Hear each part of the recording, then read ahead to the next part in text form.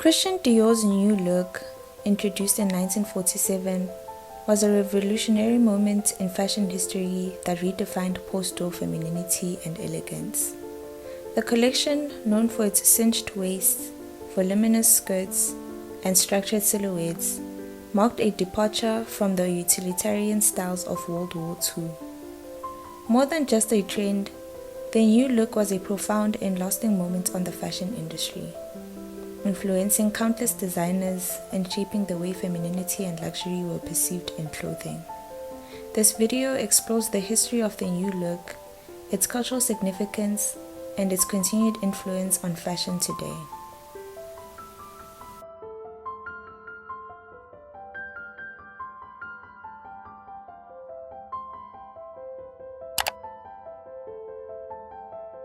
On February 12, 1947, Christian Dior unveiled his first couture collection in Paris, officially launching the New Look. The designs emphasized nipped-in waists, full flowing skirts that used excessive fabric, soft rounded shoulders, and a strong emphasis on the hourglass silhouette. The collection was originally called Corolle, meaning circlets of flower petals, but it was Harper's Bazaar's editor Carmel Snow who famously dubbed it the New Look, recognizing its groundbreaking nature. Dior's designs were a stark contrast to the wartime austerity that had dominated women's fashion in the 1940s. During World War II, clothing had been rationed, and women wore practical, boxy suits with shorter hemlines due to fabric restrictions.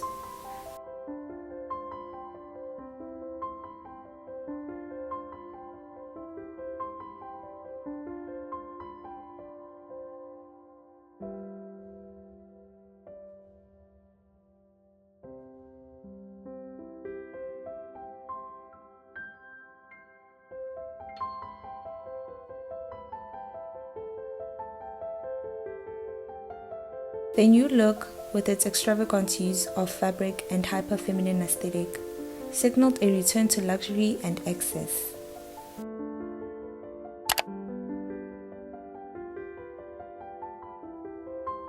The war had left Paris's fashion industry struggling, with American and British designers gaining prominence. Dior's collection revitalized French couture, re-establishing Paris as the center of high fashion. The New Look's immediate success proved that Parisian elegance and craftsmanship were irreplaceable.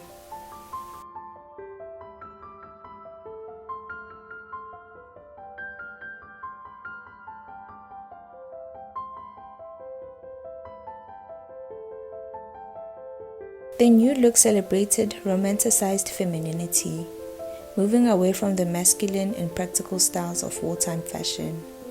While many women embraced the return of elegance, critics, particularly feminists, argued that the restrictive nature of the clothing reinforced outdated gender roles.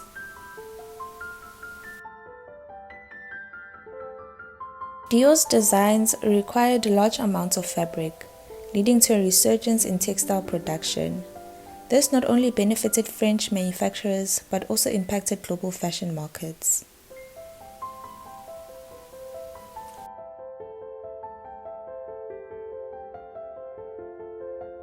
Dior's hourglass silhouette set the standard for 1950s fashion and influenced designers such as Hubert de Givenchy, Pierre Balmain, and Cristobal Balenciaga. It also laid the foundation for later designers like Yves Saint Laurent, who worked under Dior before launching his own label.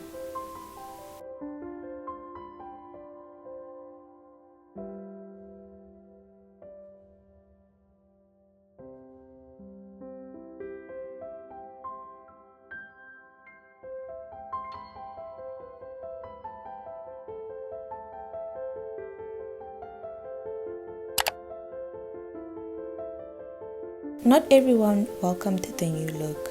Some women found the tight waists, corsetry, and long skirts impractical, particularly those who had grown accustomed to wartime styles.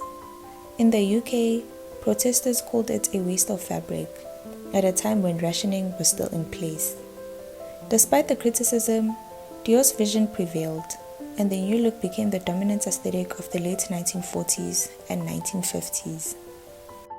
I should point out that there were really three areas of fashion during the 40s. So let's start off with rationing. This was really the make, do and mend period when people were told that they couldn't have new things, when everything was at a premium. So they began to be very, very ingenious about how to make things stretch, match and double up. And of course we have actually a coupon book. I mean, I actually remember these. I was born in 40, but I remember my mother talking all the time about, you know, clothing coupons and how you had to sort of eke it all out, really. Apparently everyone was given 20 coupons biannually, and for instance a suit might have cost you 18, so you really did have to be very careful about what you spent your coupon on. Oh, absolutely. So let's talk about some of the actual designs and things that one would have seen around that time. Well, you started off the 40s with a very, very big shoulder, a square shoulder line, loose-fitting jacket, slightly boxy. Well, let's have a look then at our first dress. This was a make and do, was it? Yes, a make, do and mend. This is what happened when you put together two dresses. You take all the good bits from one dress and put it together with bits from another. And I must say that every outfit, Gloria, that we're going to see today is an original 40s piece. And you would just take bits of felt hats, because hats were not rationed, and take them to bits, decorate another dress with a bit of your old hat, and people became incredibly clever and inventive. So everything was saved, every scrap of material was saved and utilised.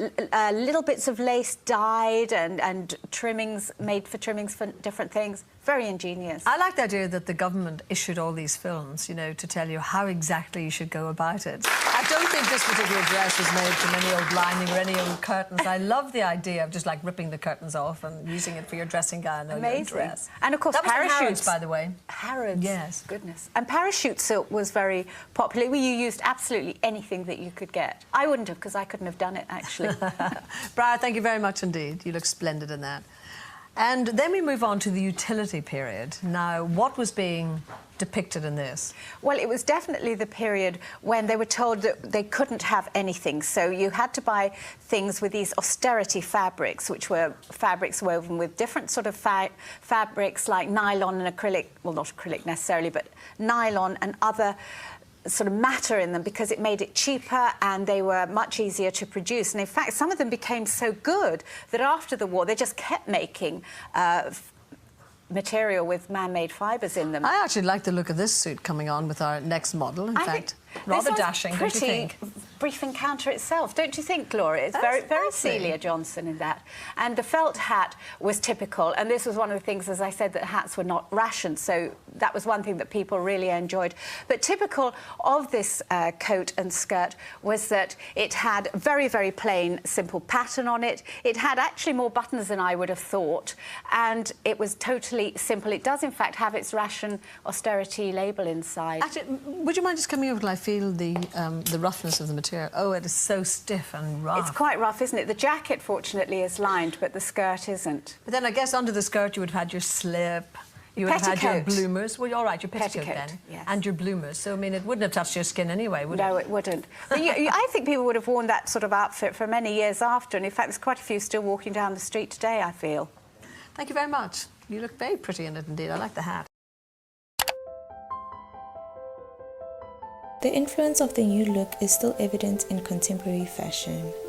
Designers frequently reference Dior silhouettes, incorporating cinched waists and voluminous skirts into their collections.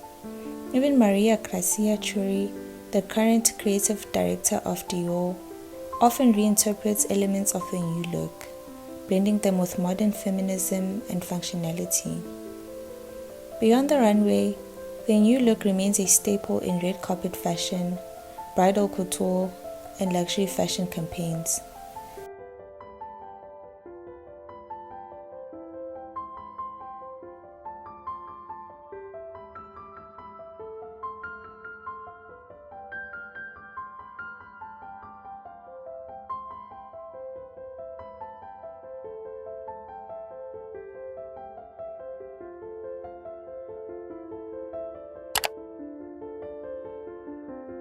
Christian Dior's new look of 1947 was more than just a fashion trend. It was a cultural reset that redefined post-war fashion, revived the French couture industry, and shaped the perception of femininity in clothing. Despite initial controversy, its impact on the fashion world remains undeniable. As long as designers continue to revisit and reinterpret its elements, the new look will remain one of the most significant and enduring moments in fashion history.